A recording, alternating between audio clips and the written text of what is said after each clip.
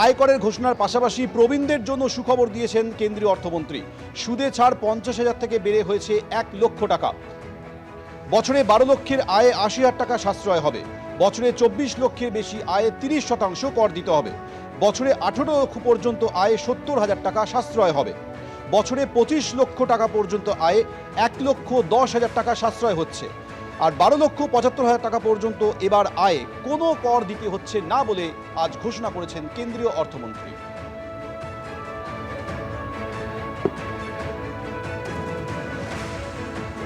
বাজেটে কৃষকদের জন্য যে ঘোষণাগুলি করা হয়েছে তাতে গ্রামীণ অর্থব্যবস্থায় বিপ্লব আসবে। প্রধানমন্ত্রী ধনধান্য কৃষি যোজনা থেকে কিষাণ ক্রেডিট কার্ডের ঊর্ধ্বসীমা বাড়ানোয় কৃষকরা উপকৃত হবেন। আজ কেন্দ্রীয় অর্থমন্ত্রীর এই ঘোষণাও করেছেন এবং এই ঘোষণাকে প্রশংসা করেছেন প্রধানমন্ত্রী।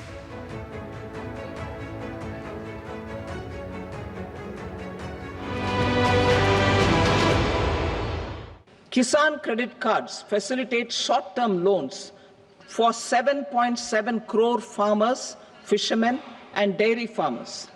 The loan limit under modified interest subvention scheme will be enhanced from 3 lakh rupees to 5 lakh rupees for loans taken through the KCC.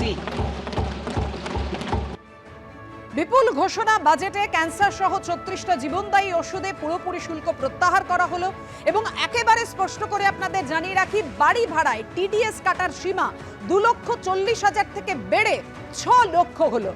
আয়করের সমস্ত স্তরে বিরাট যে ছাড়ের ঘোষণা হয়েছে সেটা তো আপনারা দেখেইছেন।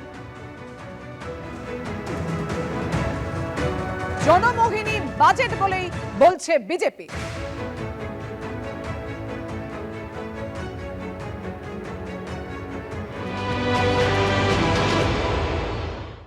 I think, frankly, the applause you heard from the BJP benches was for the middle-class tax cut. We look at the details, and that may be a good thing.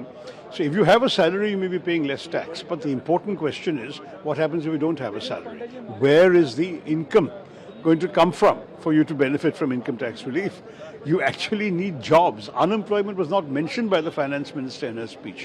And the generation of jobs becomes vital because in our country, not only do we have record unemployment, youth unemployment is particularly grim at the moment. So what is the method to generate jobs for these people? Overall, problems that are facing the economy were not addressed.